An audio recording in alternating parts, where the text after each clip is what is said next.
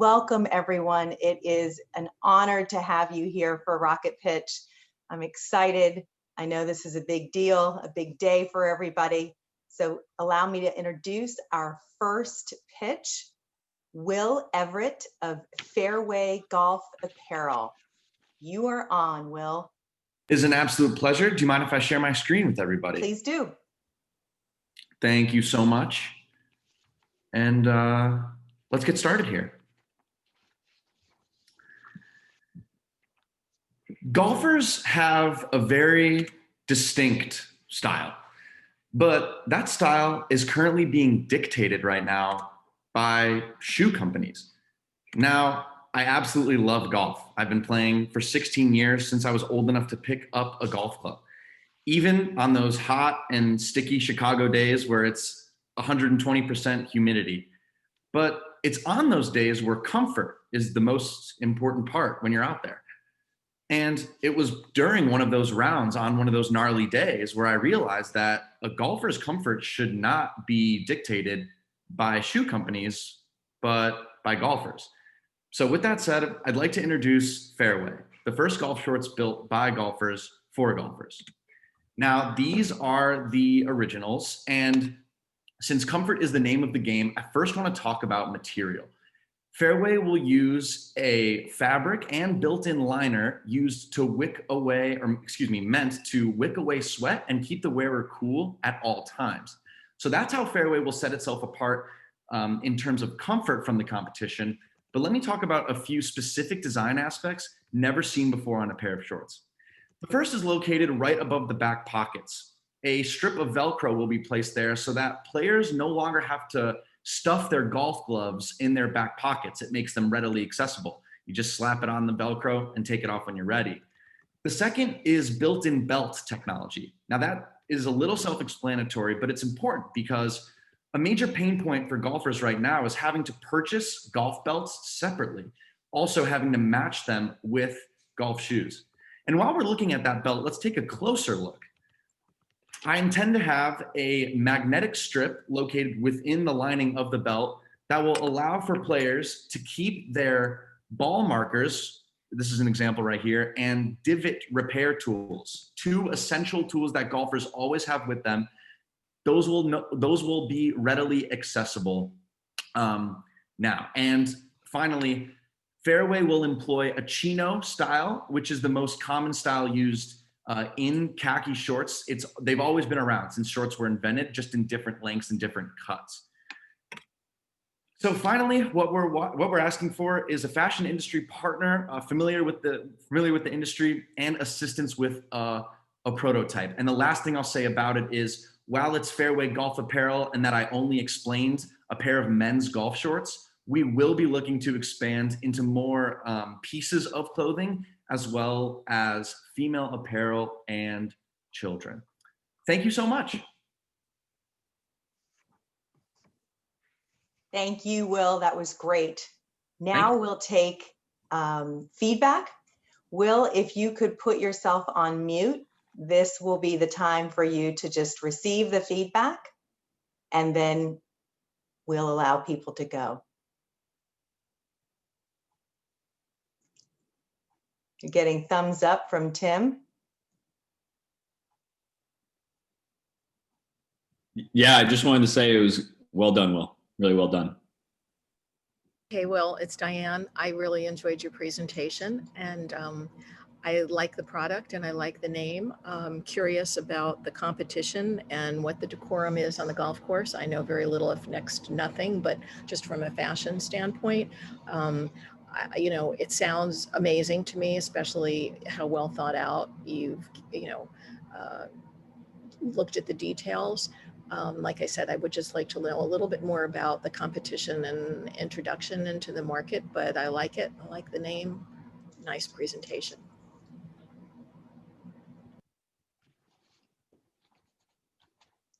Any other feedback? Feel free to unmute yourself and give Will some feedback.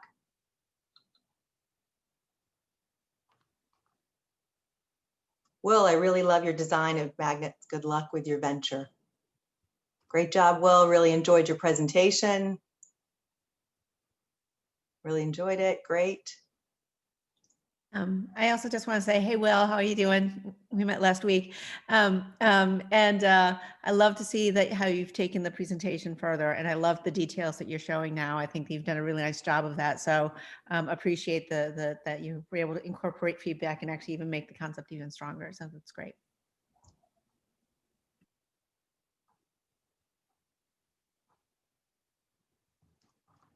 Those designs were really nice. Good luck.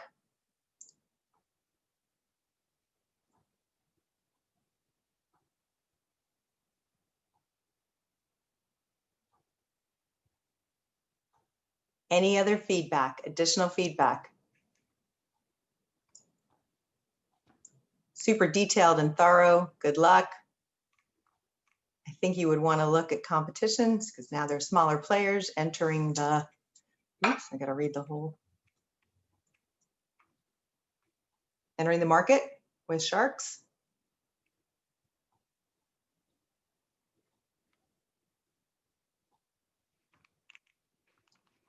Getting accolades for the Velcro and the magnetic strip.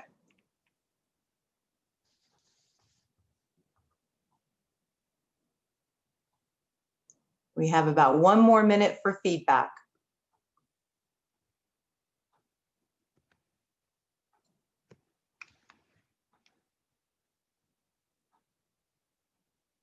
Great product.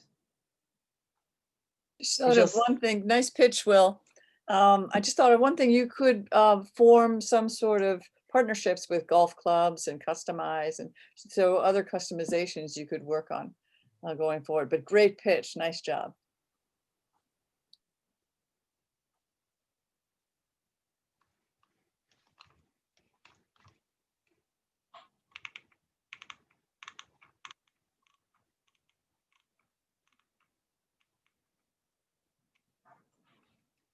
Okay. Any other comments? Anything else? Will, are you good? If there's anybody has anything else, there's a form that's been put in chat. People can put that in and that will go directly to you as well. Okay, it is now my pleasure to introduce Ryan Ross of Local Provisions. Ryan, we'll give you a minute to get Wonderful. ready and share your screen. Just give me 1 second so we can get, you tell me when you're ready and then I can look at the time. Okay, sounds great. Thank you very much for the introduction. I'm ready to go whenever you are. Okay, I got it. Go ahead. Good afternoon, everyone. My name is Ryan Ross, and I'm the founder of Local Provisions. During the COVID-19 pandemic, the seafood industry was hit extraordinarily hard. Local processors and distributors saw nearly 80% of their demand crater once the restaurant mandate came out to shut their doors. That's because 70% of the seafood that's consumed in the United States is done so through restaurant-style venues. Even though there's an ample amount of supply as we speak, the accessibility to it is still a challenge. When you walk into your local Whole Foods market, Stop and Shop, you're most likely going to be seeing an import, as we import nearly 80% of all seafood that's consumed. So we've put an action plan together to restore the relationship between the local fisherman and local consumer to honor the tradition throughout New England that has been there for hundreds of years. And we founded Local Provisions, where we're in the business of making locally harvested and sustainable seafood more accessible and transparent. Our business model right now is where we're providing local delivery services to the South Shore of Massachusetts in approximately 15 towns on Mondays and Thursdays with approximately 16 different products. We've partnered with Red's Best out of the Boston Fish Pier, who was recently ranked as the top fishmonger by Boston Globe for 2020. And they've been a phenomenal partner to date as they network together over 1,000 local fishing boats, aggregate their supply, and bring it to market. We're one of those additional channels direct to the consumer now. Even furthermore, Red's has the best traceability technology in the industry. So if you were to procure a fillet of fish from us, on the packaging, this is what you would see, where the fisherman, port of origin, vessel, and equipment used to harvest your local catch is displayed on every product. We launched nearly 3.5 weeks ago, and in the first 25 days have acquired 105 unique customers, sold about $10,000 worth of seafood, acquired 3 wholesale accounts as we're going both to the consumer and to businesses, and sold a total of over 1,400 pounds. Our next steps include expanding our geography to the remainder of Plymouth County, which is an additional 14 towns, and then to Cape Cod and the islands. We're also looking to increase our product offerings to deliver the best services possible. We also look to really ramp up our affiliate marketing and referral programs so that we can penetrate the South Shores and geographies that we just mentioned.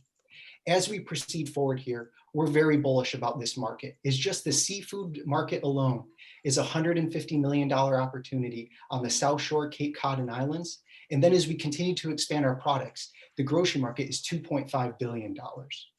During the pandemic, we've seen nearly a 200% increase in online grocery delivery sales. And during this tough time, we hope to be a silver lining. Our ask going forward is continued expertise and mentorship with those that have been in the local food delivery business, expanding our networks to other chefs and culinary professionals, and small businesses that are looking to partner with a complementary business like Local Provisions. Thank you very much for the time that I've had to pitch today, and I look forward to your feedback.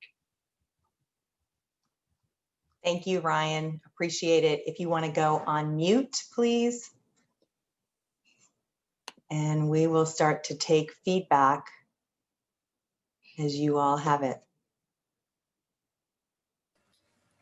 Yeah, Ryan, how's it going? So I actually am in the food service industry, and I work with a local food service distributor called Curate Food Service in Boston. And I want to know if you had considered working with local distributors, especially around making kind of like ready-made meal solutions and get a larger base for your customers so that you could get something into things like a Market Basket, a Stop and Shop, a Whole Foods up in the Boston area. So Jeffrey, that's a great suggestion. Ryan can't really respond, but I saw him taking notes. So the way that this is set up is just to receive. So if you have any questions, Ryan, you certainly can reach out to Jeffrey to go down that road with a little bit more detail. Other feedback? Yes, Ryan, first of all, I loved it. I think it's a really great idea and really awesome way of trying to support local communities. The questions are ways to make to me to strengthen it. It was a little bit unclear regarding, which end consumers are you trying to target and how, and then B2B businesses and how, and trying to making sure it's kind of clear as an end consumer, what do I actually get and how do I participate, or what does that entail? It was a little less clear to me. However, I think that just as a premise, I love that you're starting small, and I think there's huge opportunity just to kind of find a model that works really well and then expand upon it. So well done. Hey Ryan, it's Diane. I loved the presentation, loved the idea. I think it's great. I think it's you formatted everything really well, and I think it's super to support local businesses and start right where you are. And you've obviously had some immediate success, and I imagine that you're going to have a lot more. If I had to ask questions, I would just say, well, in thinking about what you're doing, it's primarily seafood. I see you've got other products in there as well. And I know that you're going to find a lot more competition when you start selling other types of groceries. I guess you've thought that out and you know what the competition is, but I'm wondering how you determine whether just seafood alone and sticking to your primary market is going to be your best strength, or expansion and more competition. And I don't mean diluting the brand, but I'm curious about that dynamic and how you evolved into it. Maybe it's just, ease. I'm ordering my seafood from here. I might as well, order some other things. Thank you, though. It was great. Loved it.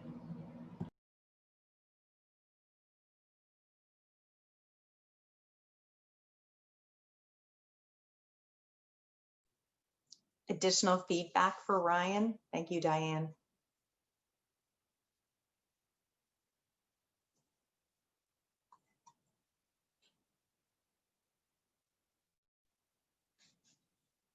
We still have plenty of time.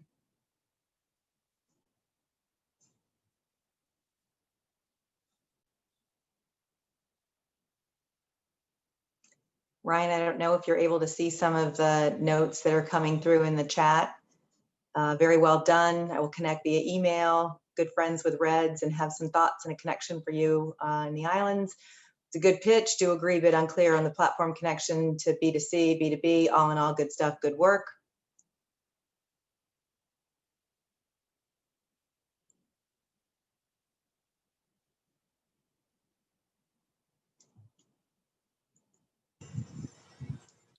Oh, wait a minute.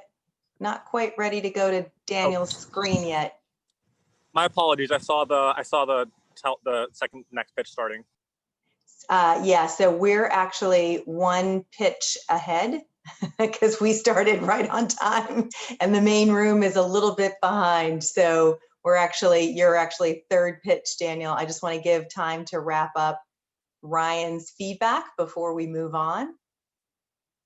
Anybody else have anything else for Ryan? I know we have 66 participants. I'm sure he'd love to hear from anyone else who has anything they would like to add. We don't want to run too early.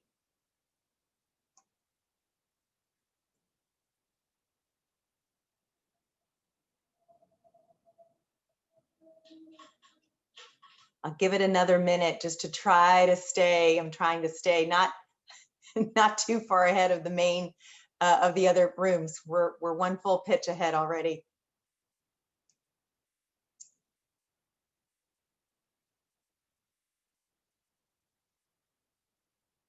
All right, Ryan, great job. Hopefully you got everything that you needed. Okay, all right, now it's my pleasure to introduce Daniel Brasloff and Freed Foodies.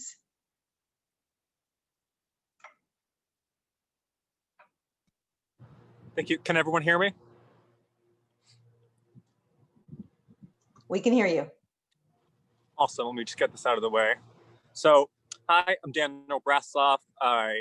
My company is called Freed Foodies. We do gluten-free, allergen-friendly baking mixes and kits. We launched in June 2020 this year. We've been selling our mix for $5 online since June and launched our pizza crust kit mid-September.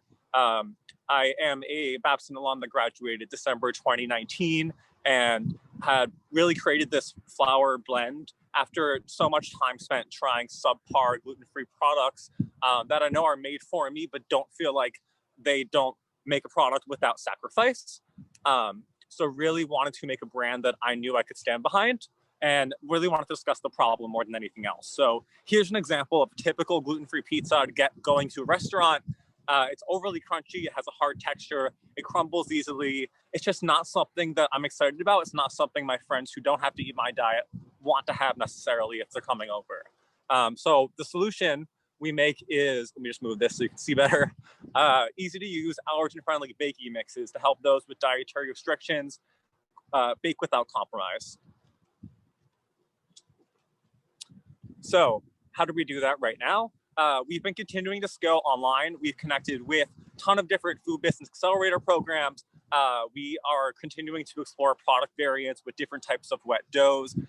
We are continuing to get feedback and create content, including recipes, neighborhood guides, and other content based on our customer base.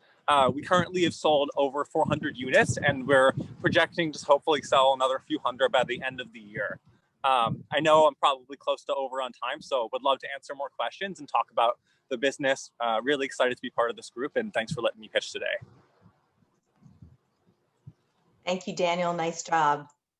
Thank you. We'll open it up for feedback now for Daniel.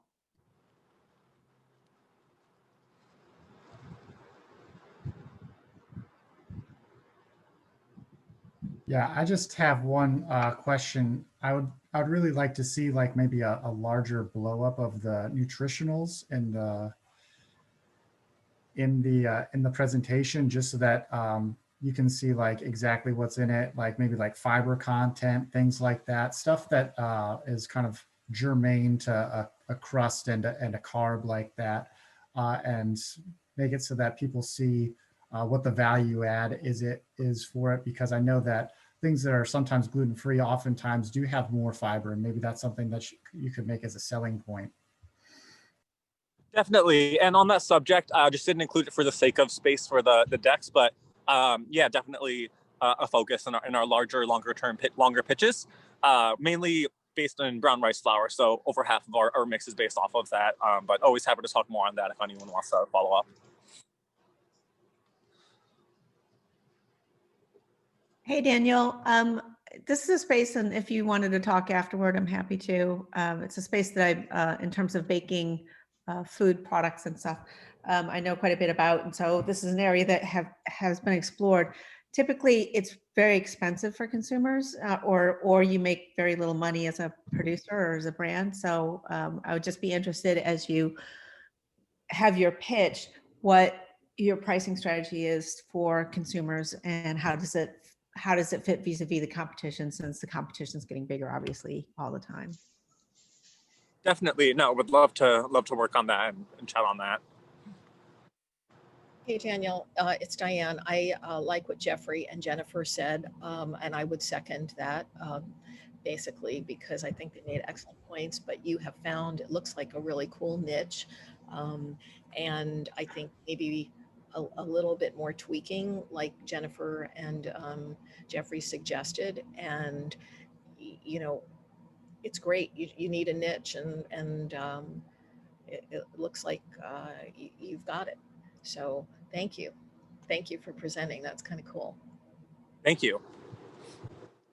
Hi, sorry, I do have a question. So regarding the competition, what alternatives are available to customers? Sure. So mainly Sorry, I just need to interrupt. Just to remind, these sessions are for feedback only. It's not set up as a Q&A. So please, we can chat offline. Yeah, if there's something you want, you can just send it. Yeah, feel free to shoot me a message. I have my information here if anyone would like to follow up. Thank you. Thanks, Jennifer. Sorry.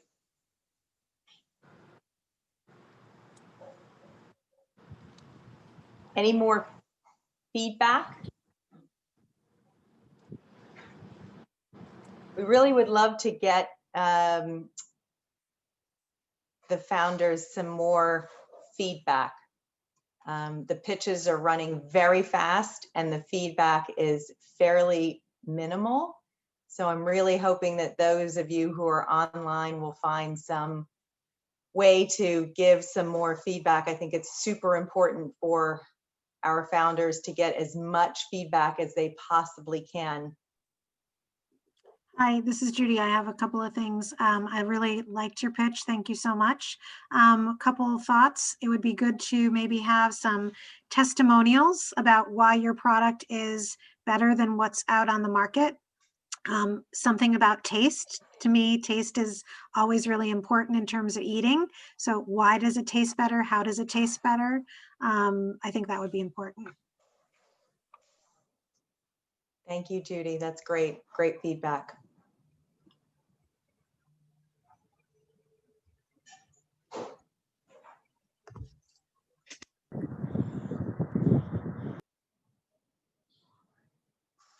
Any other feedback?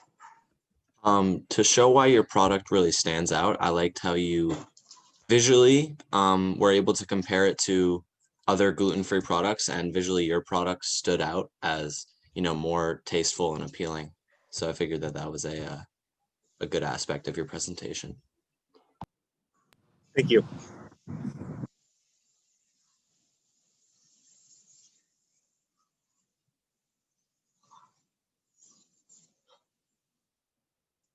I'll give it another couple of seconds here.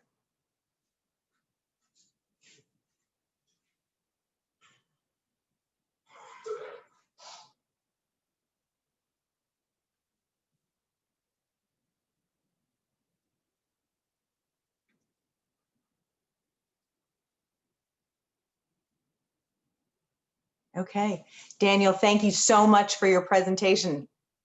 Much appreciated. Looking forward to hearing the pitches. Great. All right, now we are moving on to the fourth pitch. We have Jeffrey Goff, Natur Athletics Shoe Company.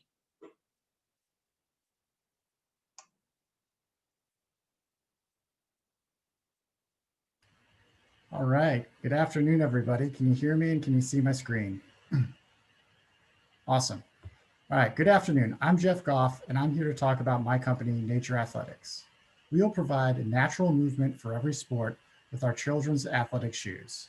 I'm a dad of 2 amazing kids that wants to give them the best possible start to their lives and athletic careers. I'm pictured here playing soccer with my son, Jake. There are currently no options on the market for my kids to play their favorite sports safely and keep their natural foot function. There are many parents like me that wear minimalist shoes and put their children in minimalist shoes too.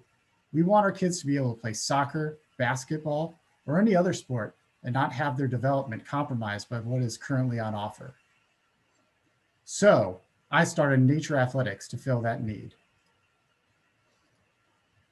Take a look at Shaq's deformed foot. He was sold the fiction that he needed to wear constrictive and supportive shoes to perform at his best. Instead, he ended up with a severely hampered last 7 years of his career and a lifetime of pain and injury. Not every child is going to end up a pro like Shaq, but every parent is being sold that their children need supportive shoes to perform even the most basic of functions. The support that is being sold to parents is holding back their children's proper foot development, creating weak feet dependent on compromising shoes, ensuring bad habits and injury. I'm going to give children the best start that they can have for their athletic career with our minimalist shoes. Our first shoe will be the Iron Line soccer cleat, geared towards soccer and other field sports. Our shoes will give parents the peace of mind that their children will develop their feet the way evolution intended and not deform them into a constrictive shoe shape like Nike or Adidas. We will dominate the minimalist market with our sport-specific shoes and expand the minimalist market when other parents see kids in Nature Athletic shoes crushing life. We will offer a product that is unique on the market, and we will have repeat customers coming back season after season for their growing children. Are you ready to let your child embrace their inner animal? Be wild. Thank you very much for your time and attention. Thank you, Jeffrey. Great job. And I apologize for mispronouncing nature. I was thrown off by the lack of the E at the end. I thought I was being clever. I apologize. So, nature. All right, we're ready to take feedback for Jeffrey. I'll open up your mics. I think for me, overall, I think great concept. I would definitely recommend minimizing text in the slides and getting it into bullets, some visuals, some graphics. I'm happy to talk afterwards. I have some templates that I've been using just about easier to communicate since I think I was trying to balance listening to what you were saying with all the information on the page. I think also just giving more information as to where exactly you are in the process with developing the product, whether you have a price point, like what steps are needed to continue on, and what you're looking for from the audience as well would be great to include. I liked how you talked about the problem and specifically gave a solution, but a lot of the times you just said you are going to make the shoe, but what about the aspects of the shoe is going to make it different from, like, let's say like a Nike cleat, and like how are you going to do that? Would be more clear again. Hi, this is Judy, and I'm going to just show my ignorance. I actually have no idea what the minimalist athletic shoe market is. So that would have been, I think, something for me to know what's the difference. Like, what does a shoe that's a minimalist shoe look like versus what would a standard shoe look like? So I have a better understanding of the difference. Hi, this is Lorraine. Great presentation, great energy. I'm with Judy. I would have liked a definition of the minimalist market. Also, what would add a lot of value to this presentation is an evidence-based expert or some scientific data in terms of the minimalist market versus the traditionalist market, and what are the benefits. Yeah, and so I agree with both those points, and I think that the opportunity maybe less to show the Shaq point, but more to show like what will this do for you that's better than what's currently out there, I think could be really helpful, because I'm really intrigued by it, but I only got intrigued by it when I saw the third slide. So when I saw the design, so I think bringing that kind of information a little bit forward, that would be really great. And then finally, just the price point thing that someone brought up early, because as kids, as you know, you have to keep buying them shoes all the time because their feet grow. So just understanding how that works would be great. I really liked Lorraine's point and Jennifer's points. And I liked your presentation, and I think it's a great idea. There's always a market, I believe, for parents that are looking for better products for their kids, for their growth, for their development, whatever. But I would like to see any type of statistic or information you have about, maybe complaints to podiatrists or from pediatricians, or some sort of perspective on, is there a trend with what, I agree with you, it's probably happening. But unless, showing Shaq's foot, which kind of grossed me out,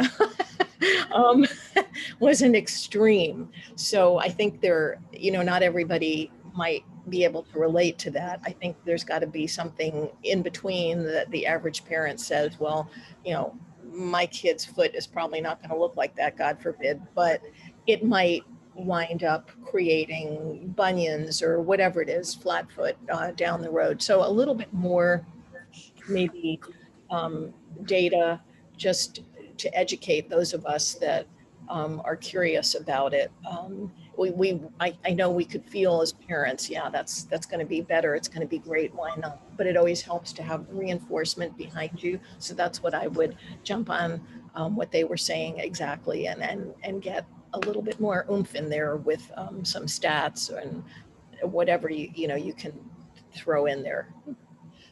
Thank you. It was a really nice presentation. Hello, this is Emerald Lindo. All very good points taken today off of this presentation. I like the presentation. I get the idea. I have a son who's an athlete, so I definitely understand what you're implying is an issue with current offerings. However, I think you need to speak more to the fact that every sport, Shaq played quite a long time. His size and all of that impacted his feet injury and his feet deformation and things like that. I think you have to speak specifically to the sport, speak specifically to the child size, et cetera, being able to make those modifications to your product in order to serve the purpose. Hi, it was a great presentation. First of all, I would really like to say is that you're targeting a very niche market. So I think it gets very important for you to talk a little bit about what market potential is out there, and considering Adidas and Nike are out there for the different other types of shoe market as well. So they have greater presence. So how would you take on these competitions? Thank you. Yeah, I agree. I think it was a good presentation. I think given that you're targeting a specific demographic, I think probably not having a picture of Shaq would be a lot more advantageous than having a picture of a actual kid who has like a deformed foot. Would probably go your the value that you're providing to the market a little bit better as well, just from a visual aesthetic standpoint.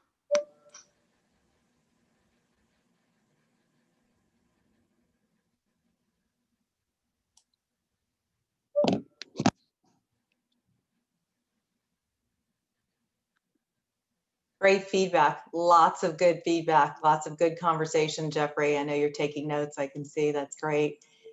Any other comments? We have about another minute if you want to give any other feedback.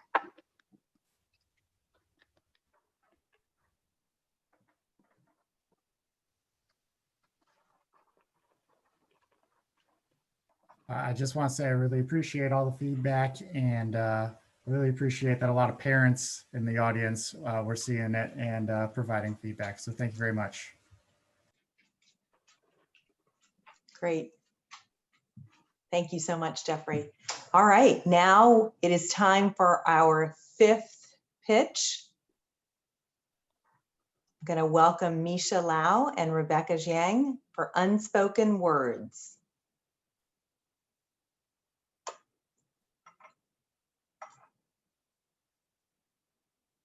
Can you see our screen?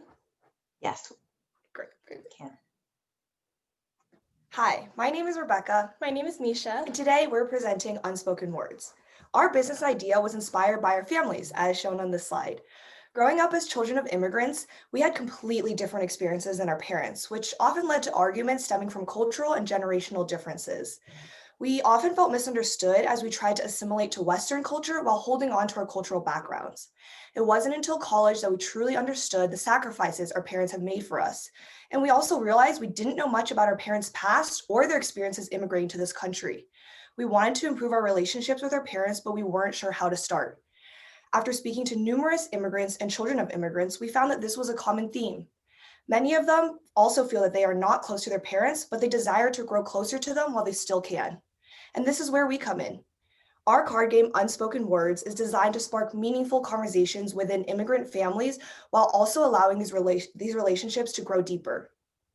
Our card game has 5 categories of questions: childhood, culture and immigration, relationships, identity, and reflection.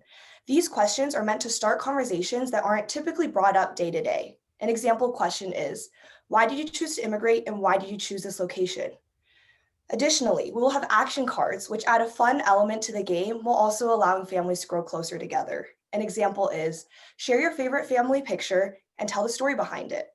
We plan to originally launch our game in English, but eventually expand to other languages so that people can play this game in their native language. The purpose of our game is not to win, but to provide a space for families to share their stories and to strengthen their relationships. The rules are flexible and families can play how they see fit. A suggested way to play is for each player to take turns drawing a card from a category of their choice. Everyone has the opportunity to answer if the question applies to them. Now, what have we been working on so far? We have finalized our card game questions after having numerous conversations with immigrants and children of immigrants. We are in the process of finalizing our card game design and reaching out to manufacturers. We are also establishing our presence on social media platforms to generate interest in our game before we launch a Kickstarter to prove market demand. Our goal is to launch a Kickstarter in the first quarter of 2021 and to launch our game in the second quarter of 2021. We plan to sell our game through our website and other online platforms. As we finalize our card game design, we would love to get feedback on it. If you have any graphic design experience, we would love to speak with you. We'd also love to get contacts with game manufacturers as we hope to create a prototype soon. If you have any connections with game manufacturers, please feel free to email us. We'd also love to connect with experienced people in the industry. If you have experience starting a game or know anyone that has started a game, we would love to speak with them and learn from their experiences. Lastly, please follow us on our journey through Facebook and Instagram. Thank you. Nisha and Rebecca, thank you very much. That was wonderful. Opening up now to feedback. Yeah, Nisha and Rebecca, I thought that was just a great job. I think you might have a winning product here and it's nice. And I will take you up on that. I have a good friend of mine who has started a toy company called Geo Toys, who probably would be able to help you out a great deal, both on manufacturing as well as how to sell through the channels as well. So feel free to reach out to me, as I'm a professor here at Babson, and I will definitely put you in touch with the founder of Geo Toys. Nice job. Hi guys, I thought you did a super job and it's a great product and I agree with the professor. It really looks very cool. I love the idea behind it. Since you're looking for graphic feedback, I would say, you know, you've got a product that is going to be multicultural, already is innately got a diverse audience, that you have the opportunity to go from something fairly mundane and without graphics to doing something where you can bring in all kinds of graphics, especially, you know, if you're marketing to specific, if you're marketing to Europe, if you're marketing to, you know, particular areas of the world, I wouldn't know where to begin with the graphics because you've got such an array of, you know, different things to pull from that you could make these graphics amazing. And I think that it's a great way to spark Thanksgiving, table here or some other family, holiday or reunion. Really very, very clever. I give you high points for the uniqueness and cleverness of the idea. And it looks like it's a fun and easy thing to do anywhere, kind of, across the world. So I think you did great, just great. Hi guys, this is Lorraine. Awesome idea. What a fantastic idea. Love the concept. I think this has legs. As you were presenting, I was thinking about the social sell opportunities on this product. I was thinking about an accompanying digital app that could be used on an iPad or on a phone. I'm reminded of the Game of Life, which has a really unique app, a digital app. So it might be something to think about as an add-on product. I was actually, thinking about, are there add-on modules that you could begin to think about? Is this a product that has legs similar to an Elf on the Shelf that could be made as sort of family tradition? And are there products or add-on opportunities to work this into cultural events? And whatnot. And there's so many areas. It's just a really, really exciting product delivered at a time. I can't imagine a better time to deliver it. So way to go. Nice work. Hey, Hey, and go ahead. no, go ahead. Sorry. Mine will be quick. I am, as a child of an immigrant, this really speaks to me, and I absolutely love this idea. And I love the simplicity of it. I agree with what Lorraine was saying in terms of I think, so it's not just a one-time purchase and a one-time usage. Find ways to extend it, I think will be a great way. So it becomes not just a tradition to ask the same questions, but finding new modules and ways to build upon it. Almost, I hate to say it, like Cards Against Humanity, but yeah, they actually continue with new packs all the time, which that can be really great. I also have someone who was an entrepreneur in this kind of card space in a different complete topic area. So I would love to be in touch. Maybe I can connect you guys with her, because she's a wealth of information, I think, for you. Absolutely. But great job. Hey, Misha and Rebecca, I think that was very, very cool. I think just while you were pitching, one of the things that popped up in my head was in terms of marketing, this is a fantastic play for Instagram pages like your Humans of New York, Haiku Jams, and those are exactly where you could play and, co-brand with. So just thought I should tell out that. Great job. Hi guys, first of all, a very nice presentation. Adding on to Akash's point, I immediately went ahead and checked on Instagram because I wanted to follow you guys, and I realized that there are very similar pages with the similar names. So I think on social media strategy, you guys should have a very unique hashtag that should give me all the posts that you guys have by that particular hashtag. Hi, Misha and Rebecca. Well, I really like a product, and it cannot only be used between family members or maybe even family friends who are also immigrants. And one idea I just have, because I'm one of your peers, and I used to play the game Monopoly. It's like a chess mat, and you use cards and also the chesses. So I'm thinking if you can also put relate the cards with the chess mats, and it may be more interesting and people can use it on holidays. But I don't know if it's feasible, but just a idea. And I love your product.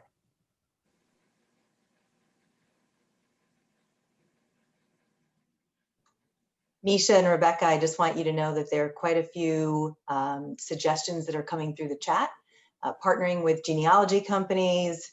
So just make sure that you're also checking out the messages there. There's some really good things I want to make sure are not getting lost. What else do we have? More feedback for Misha and Rebecca.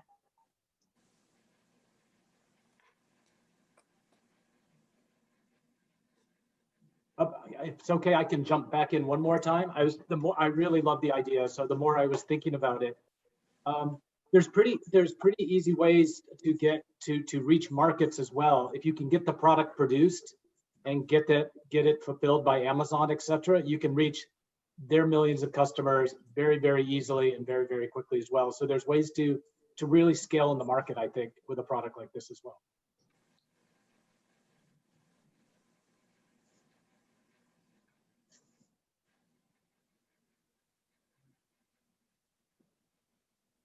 I love the comments that say, not an immigrant family, but would still want to play it with my grandparents because it would make them talk about stuff that I wouldn't think to ask. It's just an awesome comment, really awesome. You had a target market and people are just seeing it so much more broadly. So congratulations. Do we have a little bit less than a minute. Anything else for Misha and Rebecca?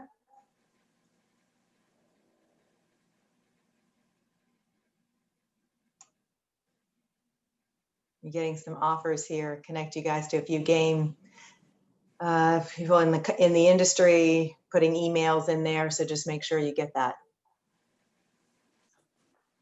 All right, ladies, thank you very much. Great job. Really, really well done. Thank you. Thank you, We really everyone. appreciate all the feedback. Great, wonderful. Okay, now moving on to our next presenter. It is my pleasure for our sixth pitch today to introduce Shin Nagpal with Synesthetic. Shin, take it away. Okay, are you guys able to see it okay? Yes, thank you. Perfect. Hi, so my name is Shin Nagpal, and I'm the co-founder of Synesthetic.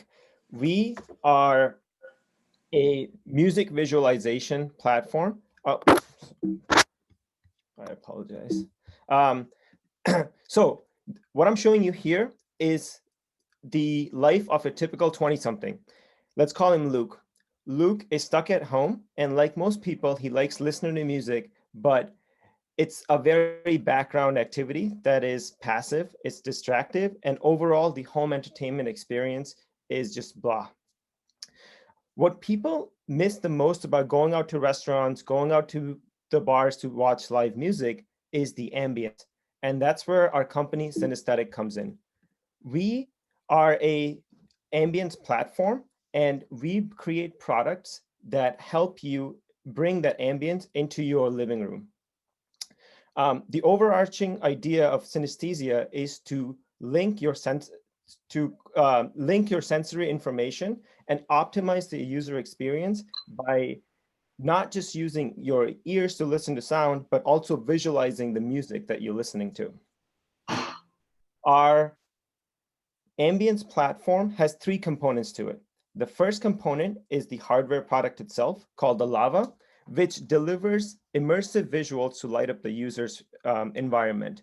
It is a light projection system, and it uses our proprietary AI algorithm to map elements of music like rhythm, melody, harmony, and creates appropriate visuals that represent that the mapping of the visual to sound. Secondly, we have a accompanying mobile app called the Volcano, and this allows the users to customize their experience with the product so that they can make their own visuals and share with friends and family. And lastly, we sync to existing content that is available from platform companies like Spotify, YouTube, Peloton. Imagine you're riding your Peloton bike, and instead of having a screen that gives you the experience of riding a bike, your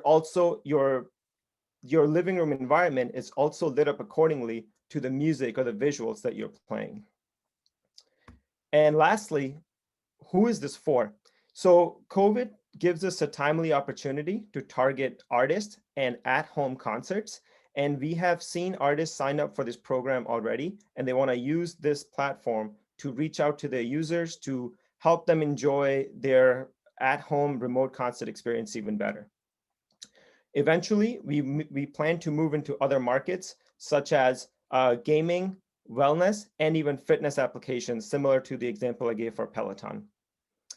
At this point, our ask is to look for individuals who are interested in music tech and who want to join us in our journey of doing this visual mapping of sound.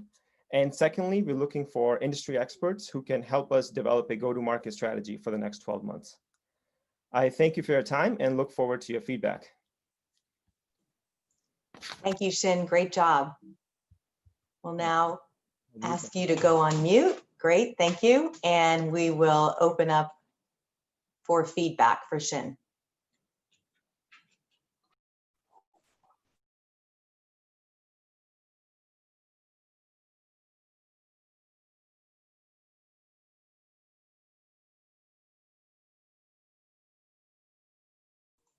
Shin, can you talk a little bit about why you decided to create this product? Oh no, you can't talk about that. Shin, I thought the pitch was really good. I've seen it in a couple different iterations and I like all the improvements that you made. I would want to know a little bit more about, you know, setup and pricing, and a little bit more also about like how content actually gets created by people who by the content creators who would be part of your platform. Can't believe I broke my own rule. We're following the rule to the letter, Deb. Okay, sorry, Lorraine, you were going to say something.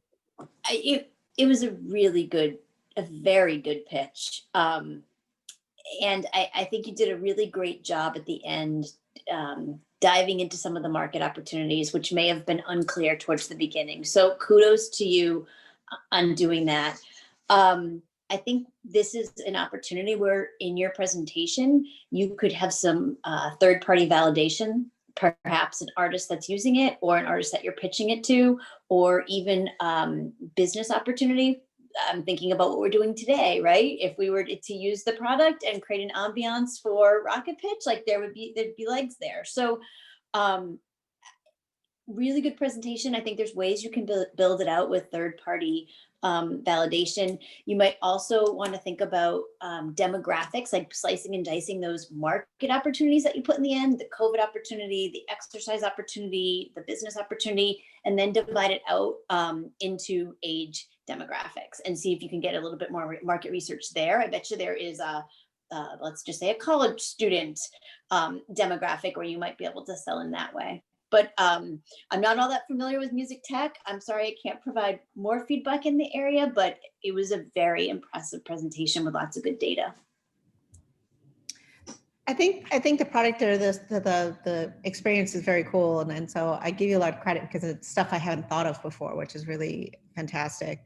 I think maybe there's a way in your pitch to kind of, I agree with Lorraine in terms of carving out what the experience actually feels like if I'm using it, and I think that would be really helpful.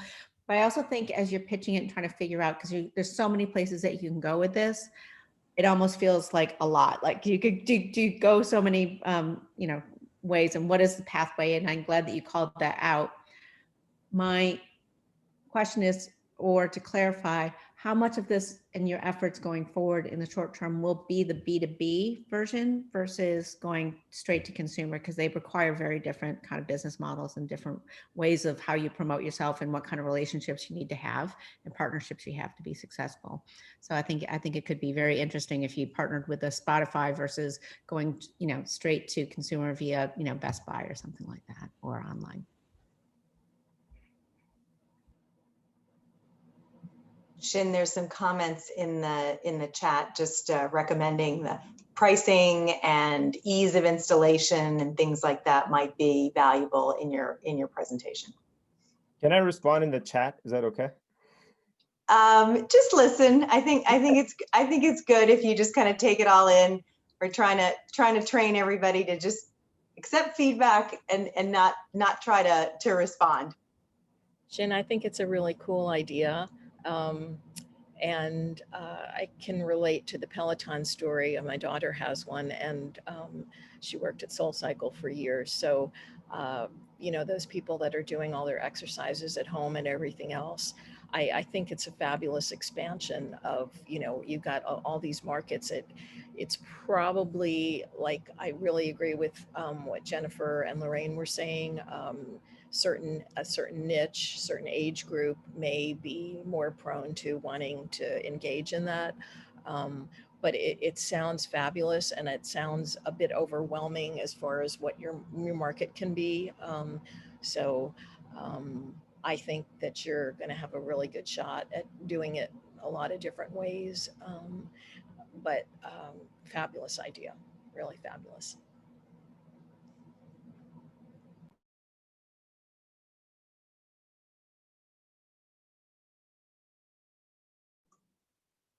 Okay, we have about a minute and a half left, so I'll continue to hold open some space. If anybody wants one more comment. Other things that are fair game to comment on are style slides, like just superficial things about, you know, how Shin spoke, his tone. So those are all fair game too.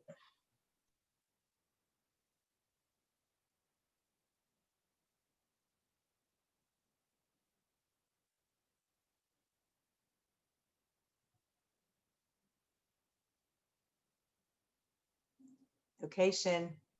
Thank you. Thank you. Thank you. Okay, we will now move on to our 7th presentation, and inviting up to present is Chad Patterson, Robe Looks. Chad, you're on.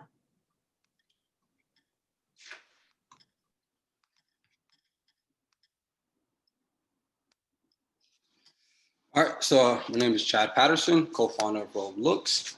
Robe Looks is a mobile resale platform that leverages artificial intelligence and styling experts to curate on-demand looks by pairing ethical and sustainable brands with pre-owned luxury goods directly from the closet of your favorite athlete or celebrity. So the fashion industry produces over 10% of all of humanity's carbon emission.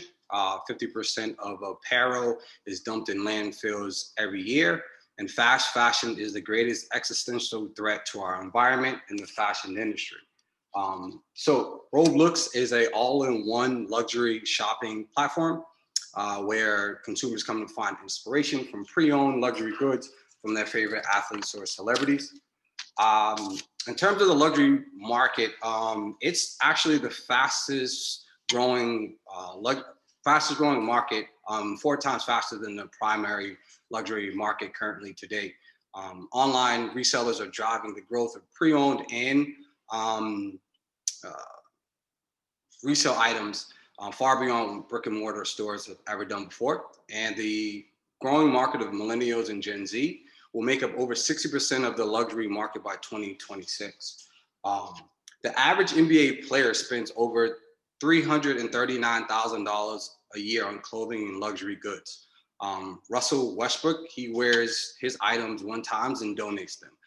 James Harden spends over $500,000 a year on clothing. NBA players and athletes typically go broke within 4 years of retiring. So now, players can have an opportunity to monetize their pre-owned purchases by selling their luxury goods with ease. They will be able to connect directly to their fan base and increase their likeness. And now fans can purchase memorabilia beyond the typical autographs or sport cards that you typically receive. This is just a current idea of what the retail landscape looks like.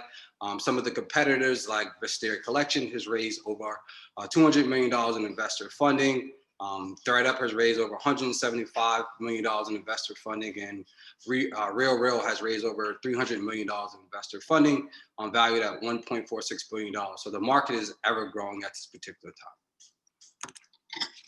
So we are poised to be the go-to social media and sustainable resale luxury fashion platform in the marketplace. Thank you.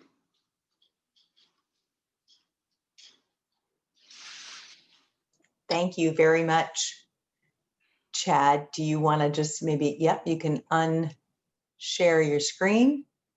Thank you. Okay, and you're back on mute, which is great. And now we'll start to take feedback for Chad. Yeah, I'm just curious about what like the key market is for this. Would it be primarily a platform where you would reach out to pro athletic players, or would it be something democratized for everybody?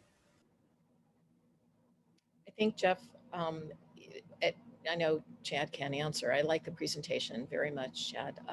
That it's probably to their fan base. That would be my guess, which, you know, they're on Instagram and on Facebook and whatever.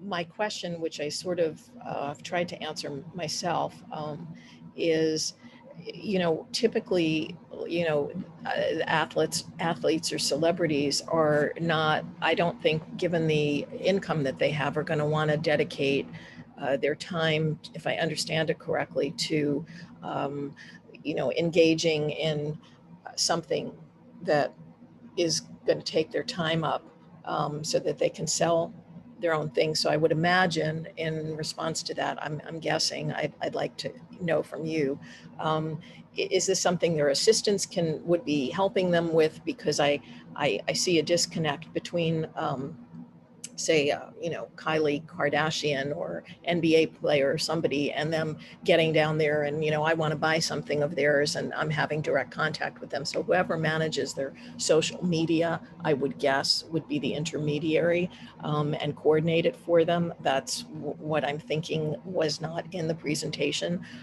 but I would want just to have that laid out. Other than that, I think it's a great idea. You know, especially the luxury market and people that are not utilizing their luxury goods, whether it's accessories or clothes, more than once or twice. They either don't want it or they can't be seen photographed with it again. So really kudos for thinking of a creative way to recycle them. Yeah, I think it's a really interesting premise. And so I think the opportunity in some ways is, unfortunately, the term celebrity kind of means too many things at this point, to people. So I think there's maybe an opportunity, and maybe you start with the gaming, you know, the professional athletes or something, that then it was like, oh, that's different than what I've seen before. And I think there's something about making sure it feels different. I think is important. I agree with understanding the business model a little bit better would be a good thing. The other thing is, and I'm sure you've had some thoughts, but what the end user experience actually is like, could be helpful as well. And then my final thing is, I think it's an interesting and when you think about the concept itself, it feels very visual, and I feel like the presentation did not feel very visual. So I feel like there's an opportunity, maybe through imagery and, you know, fonts and things, and maybe having someone help you with that would be really helpful, because it could help sell the concept a bit stronger. I was thinking the exact same thing. The presentation, to me, it was a great concept, but the way it was displayed felt almost like an alpha model, right? Like you were just putting it down on paper. So if there was a little more opportunity to put some bells and whistles there, I think that would be great. As you were going through your business model, I was actually wondering, is there an opportunity, since your market is athletes or influencers or, you know, the elite, is there an opportunity to tie this to a social value business model? So if the athlete or the socialite would be willing to partner with a nonprofit or a foundation or whatnot, could that be a play for your business model? And you might get more celebrities interested in doing that if they are giving towards the good, but also getting a little bit of the good in terms of PR and goodwill. So just something to think about. As you roll out this business model, and if athletes and socialites continue to be your main market.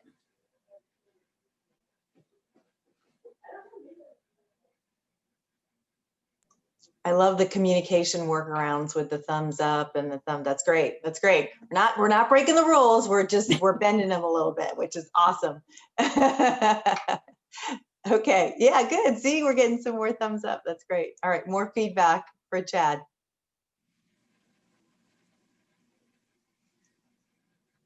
I like what Lorraine just said. I mean, I think, Chad, for sure, I know that you can get visuals of some of the products that you're talking about. And I think that would help you a lot, because everybody likes to look at cool stuff, luxury stuff, athlete stuff, celebrity stuff, whatever. So I would just try to add that in your content. I really agree with everything Lorraine said, but it's a cool idea. I'd like to see a little bit more around the team behind it, because I think you have some experts on your team that, or I hope you have some experts on your team that can help, show that you're the ones that are going to win, because this is a really tough business to succeed with. So it's going to come down a lot to execution. So I would want to see a little bit more about like what's the special sauce of the team.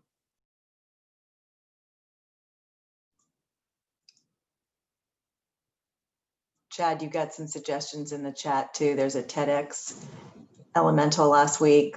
An issue came up, someone doing an online platform. So hopefully you're seeing those notes as well. Okay, we are wrapping up for Chad. Thank you very, very much, Chad. Great job. And let's get ready to tee up our 8th pitch. And I will introduce Akash Shah for High Time Foods. Akash?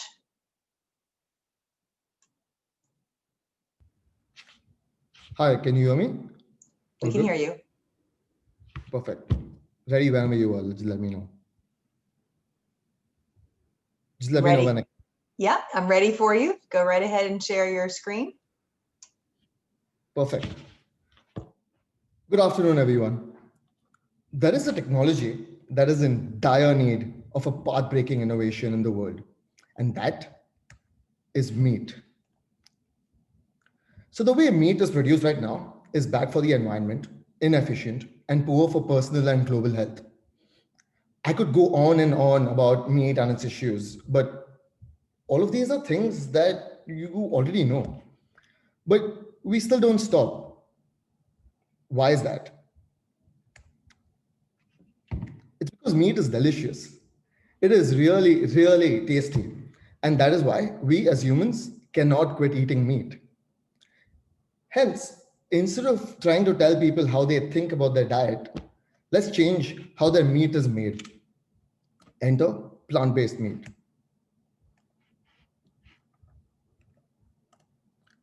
My name is Akash Shah, and I'm the co-founder of High Time Foods, and we aspire to be pioneers of the alternative protein revolution in India. Our meat is made from pea protein, mung bean, and wheat. It has no soya, is non-GMO, and has no preservatives. It cooks, smells, feels, and even tastes like conventional chicken. Our meat has the same amount of protein as its conventional counterpart. On adding water and oil to our dehydrated product, it resembles shredded chicken and can be used to make tacos, chicken nuggets, or even chicken tikka masala. We're currently in our prototyping and testing phase, and our research is based in Mumbai. Our aim is to go to market in the last quarter of 2021. Why India, you might ask? Isn't India already a vegetarian country? Contrary to popular opinion, 72% of Indians consume meat. That is 900 million people. Our target market is a group we identify as flexitarians, which are meat eaters who are willing to reduce their consumption of meat. Talking about our pricing and margins, the cost to buy a boneless pound of chicken in India is $2. According to our current estimates, we will be able to wholesale 1 pound of our High Time plant-based chicken at $3.5 with a gross margin of 40%. We recognize the fact that for us to actually create an impact and actually sell enough to make a difference in India, we need to remove and reduce that cost down. That is where we're seeking help. And that gets me to my ask. We're looking for technical expertise and mentorship in food tech and production. We're looking for a seed funding of $25,000 to complete our R&D testing and commercialize. And we're looking for volunteers to cook, taste, and give us feedback about our prototypes. Thank you so much. Thank you very much, Akash. You want to go on mute and we will now give you feedback.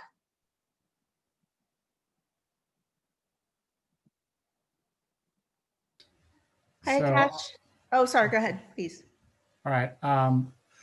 So I work in the food service industry, and I actually do food service distribution and pricing. And I would like to know, at least in your presentation, and see in the future competitors in India. I know exactly who the competitors are in the American plant-based alternative protein market, and it's a very deep and wide trough. But I do not know who you'd be competing against in India, and how large that market is there.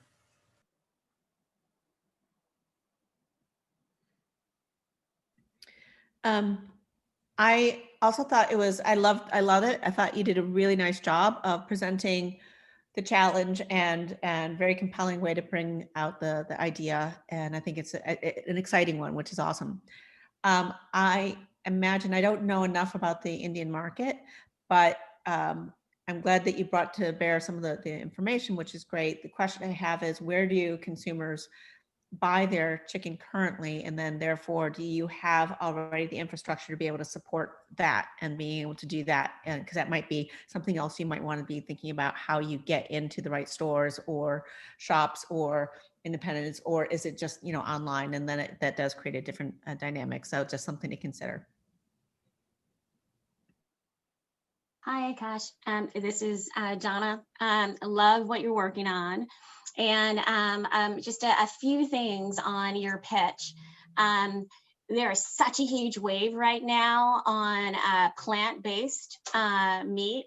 I felt you could have gotten to that point of how you're riding the wave as part of your presentation, especially since you had a very tangible ask. And I found myself wondering where you were on the journey when I saw those pictures, because I wanted to know, like, what does this taste like faster? And so I would encourage you to think about your pitch, and can you condense that very beginning, because it's almost mainstream now that people know we need to solve this problem, and so you could get there faster and get straight into sort of this hero's journey, and then also how you're riding this massive wave that's happening right now in the world.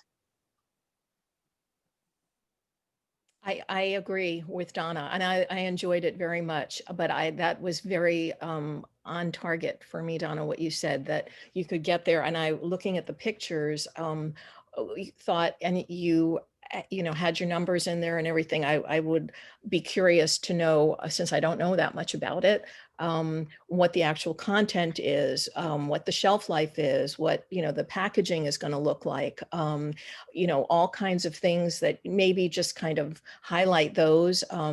And to Donna's point, you could use as part of your presentation that upfront time to go into a little bit more definition of some of those things down the road. Thank you. Hi, Akash. Nice presentation. I'm glad you spoke about what your target market is, because I personally, being a vegetarian only for my parents, I know how difficult it is to find vegetarian meat or something tasting like meat in India, because I know in US it is a big wave. And so similarly, I was searching for this since 2 years in India. So there's a huge market. And yeah, I would like to know how the packaging looks like and how you are planning to bring it to the market, your go-to-market strategy, because that makes a difference here for the number of audience that you have here.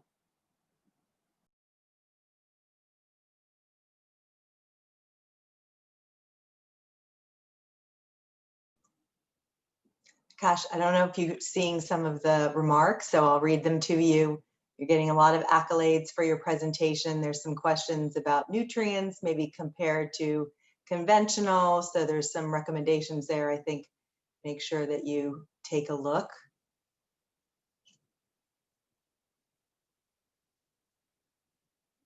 What other feedback do we have for Akash? This might be just more of like a nitpick on the presentation, but more pop and zip is what I would put it as. It's all black and white.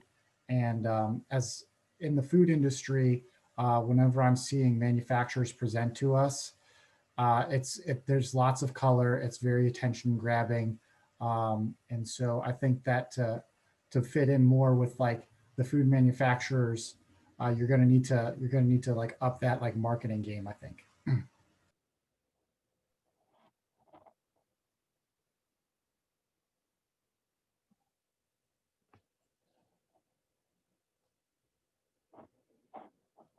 We have about another minute. If anybody else has some feedback. Looks like you have some volunteers to cook and taste it, which is great.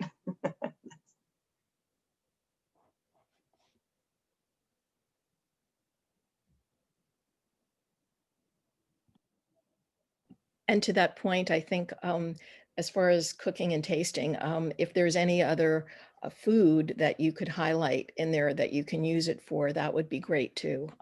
Pictures, what else you can do with it. It's always nice to see pictures of yummy things to eat. Yeah. Donna, you're on mute. There you go. Thinking about your slides with your numbers. I think most of us were looking at those numbers right away, saying there's a problem here. And you got to the point and saying there was a problem there. So I would think about how you really want to position that slide on the overall opportunity, so that we don't start off right away going into your numbers going, something's not right here, and we don't know if you're going to get there. Okay, I think we'll wrap up with that comment. Thank you, Akash. Thank you, everybody, for your feedback. Really well done. And now, up on deck for our 9th pitch is Diane Hiller with the earring thing. Diane, you're on. Hi, everybody. Can you see my screen? We can. And you can hear me. And we can hear you. Well, thank you. Thank you for letting me present. Today, I'm going to introduce 2 patented products, the earring thing and the earring thing for jewels. They're innovative, easy to use, hygienic, effective, and efficient for 3 target groups. The 3 target groups are the consumer of pierced earrings, the retailer of pierced earrings, whether they're independent, chain, department, or specialty store, and the manufacturer of pierced earrings, fashion or fine jewelry. I am seeking to license these patents to a company which has the following. 1, the ability to manufacture large volumes of the product. 2, they have the ability to sell the product to retailers and consumers throughout the United States and internationally in exchange for exclusivity. And 3, they have the ability to distribute the product rapidly throughout the United States and potentially abroad, so as to capture the first and largest market share immediately upon introduction before imitations cut in. So both products are designed so that they can be customized with logos, etc., and any type of embossing on the handle. They're made from a clear, transparent acrylic, and they're washable and lightweight. Their cost varies, obviously, depending on quantity and customization. Basic cost per unit is estimated between 10 and 15 cents, with a retail cost of $4.95. The potential for customization could be for Tiffany's, Nordstrom's, any retailer, like I said, selling pierced earrings, and to the consumer of pierced earrings via Instagram, other social media. The challenge is to find the right company or brand to be able to produce, market, and distribute it rapidly from the onset and immediately upon introduction. Now, I have a prototype. This one is in a little Chanel customized holder. It is the simple earring thing. The gemstone earring thing, the one that has got a visualization over here, has the ability for a retailer to save on inventory. If they want to sell diamonds or rubies exclusively, they can put in the sizes they want to sell. They don't have to keep the stock. And they can, hang on 1 second. I'm sorry? I'm sorry? I think somebody is not on mute, and I apologize. They are talking If the audience would make sure that you're on mute so that Diane can continue with her presentation, that would be great. Sorry, Diane. Okay, well, anyway, I wanted to show you, I've already inserted the earring here, and you just hold it up. So you could have your own, so that you don't know where the earring's been, basically. And, you know, with people being more concerned about hygiene these days, it's, even if you order a pair of earrings at home, you don't know where they've come from, you're not sure if you're going to keep them, you can keep one of these in your pocketbook and go into a retail store. It can be a gift with a purchase, but you hold it up and you can see exactly how it looks without handling the earring. This is a drop earring. This is another drop earring, and you would just have them in a retail environment, or you would sell them as a gift with purchase to the consumer. A variety of ways to get them out there. It's a very low cost, high volume product. And that's my challenge. And thank you for letting me share it with you. Thank you, Diane. Great presentation. Love the visual, the actual product. That was great. All right, if you'll go on mute, then we will open up microphones for everyone to give you feedback, and you can unshare your screen.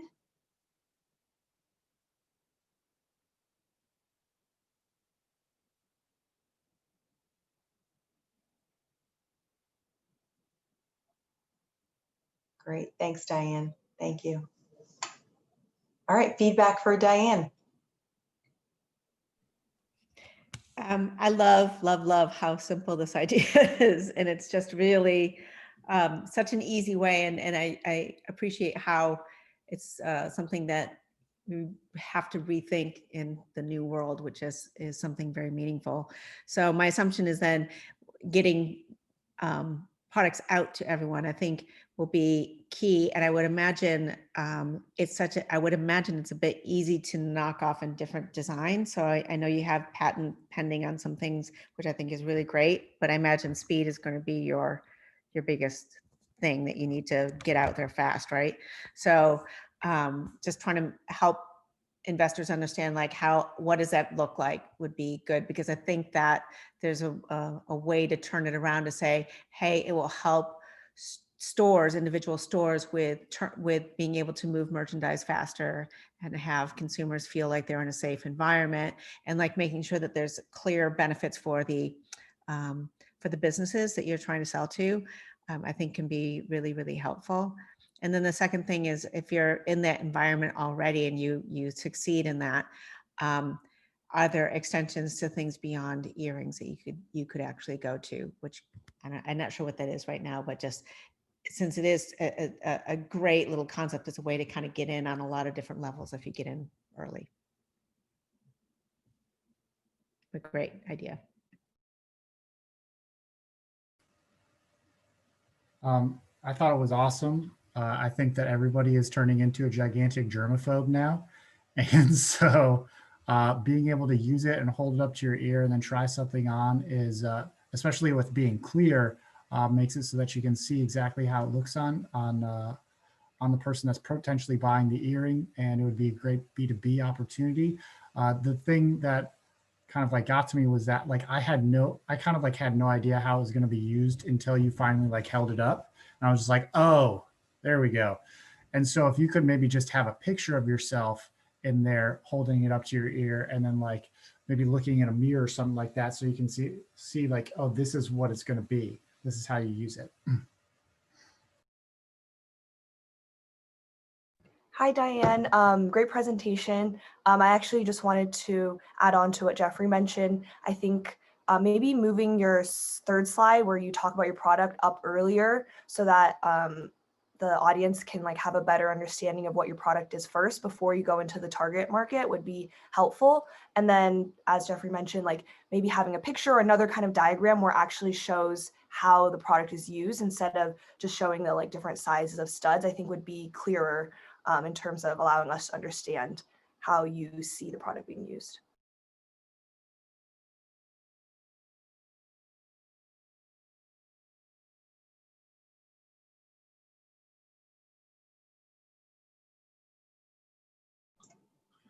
Hey, Diane, it was a great presentation. Love the idea. Echo the feedback that's in chat and that you heard about potentially reordering the slides. Similar to everyone else, it clicked for me too when we finally, not the final slide, but when you finally held it up.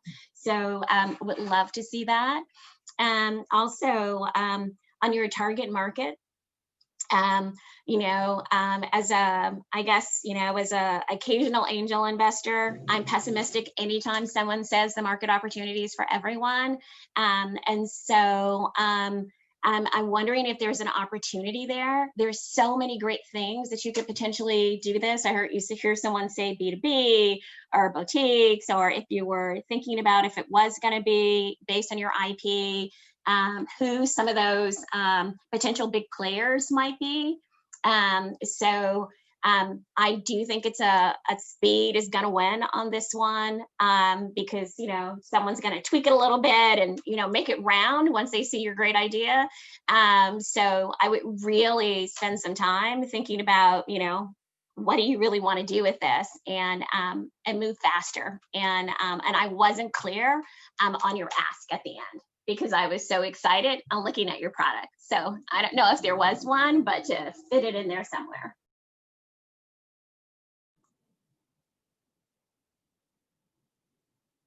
Thanks, Donna. I know it's hard not to respond, Diane.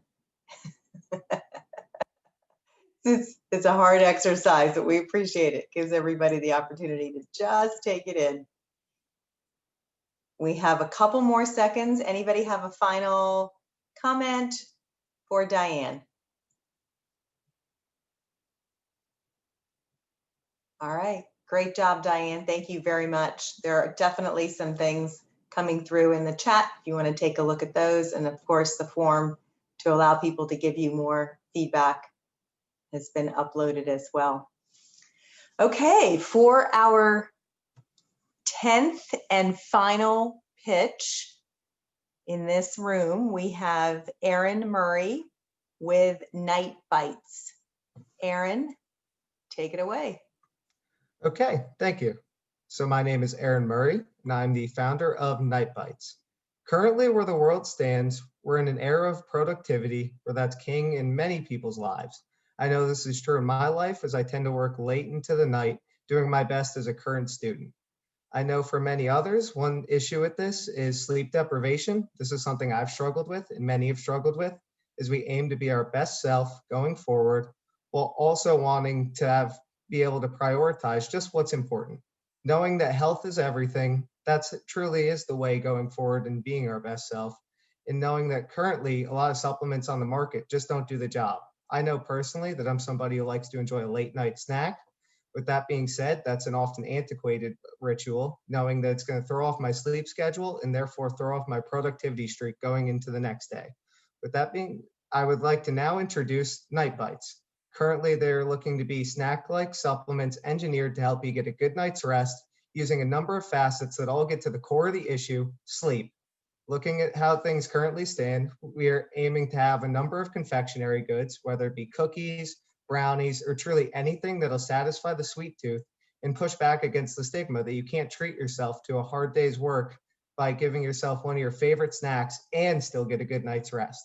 Currently, some of the ideas we have in mind to truly perfect this equation is being keto friendly, as to not have sugar, which will spike your energy levels and regularly harm your sleep, as well as being protein rich. This is something that will help you feel filled up and satiated, so you're not up in the middle of the night looking for another snack.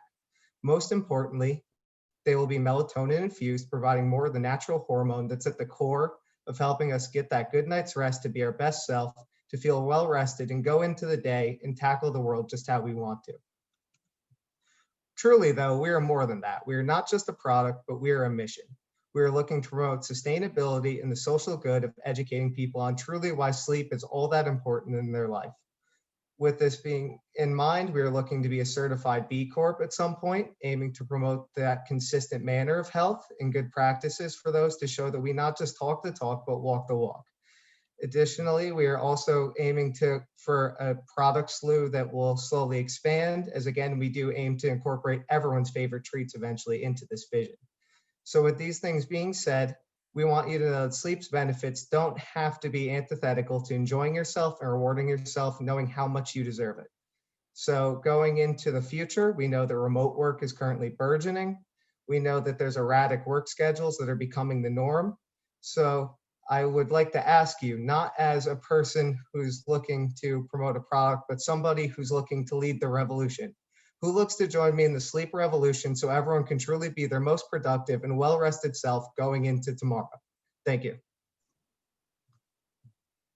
I wish we were in a place where you could give us samples, Aaron, because I got to tell you, everything you just talked about is tremendous. All right, great. Thank you so much. Wonderful presentation. If you want to go on mute, that would be great. And now we'll open up for feedback for Aaron.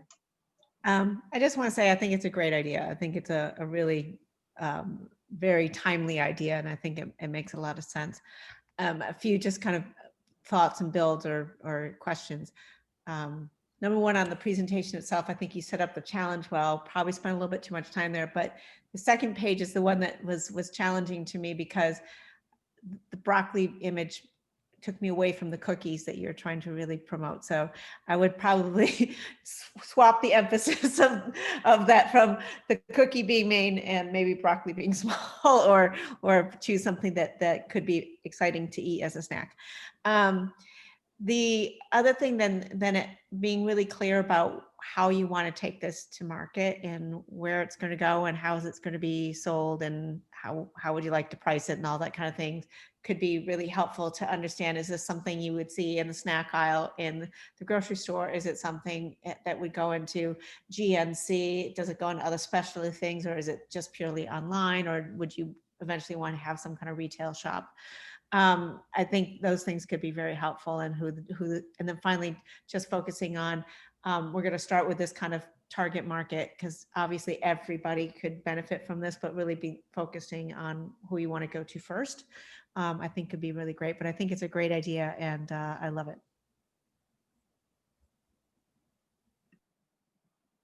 My only point of clarification that I would like on the presentation for future use is it kind of like a proprietary ingredient, or is it your objective to make kind of like retail ready-made snacks? So is it something that somebody adds to their baking, or are you going to give them baked goods? Kind of be more clear on that, because I was very confused myself.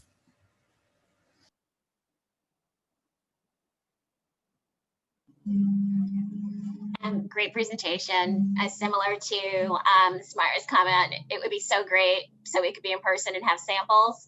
I could definitely use this product. My feedback for you is really about thinking about your pitch and your alignment. You know, as I was trying to hold on to your first slide and your information about a student and student needing sleep, it would have been nice if that thread was maintained into this notion of thinking about what's going to be your beachhead market, or somehow sort of tying that also sort of full circle back at the end. I was a little thrown by the time we got to your last slide. You know, you sold me on the cookie, but by the time I got to the last slide and looking at all the other images, I was like, oh, it's you know, for health, it's for sort of all of these other things. So I would encourage you just to think about that alignment, and then just let the rest of us know, and we can start testing your product.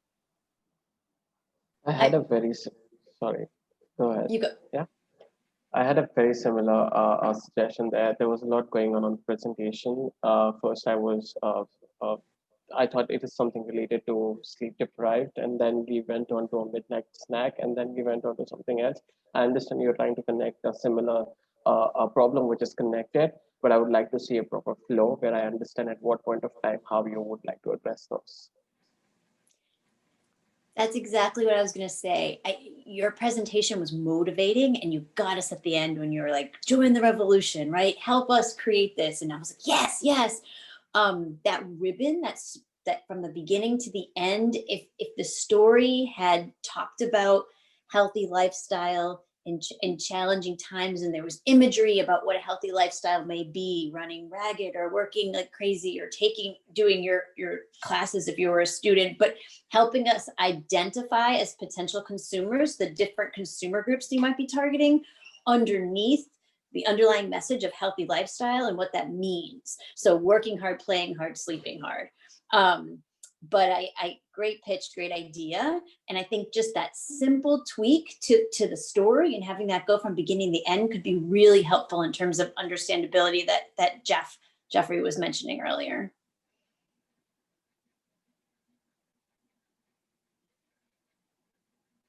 Great presentation skills too, really great presentation skills on top of a fantastic idea. Thanks, Lorraine. Aaron, you're seeing these melatonin gummies and other comments that are coming through on the chat. So I just pointing those out to you. Any other feedback? We have a little bit of time for Aaron. Anybody else have any additional comments? These are all so valuable.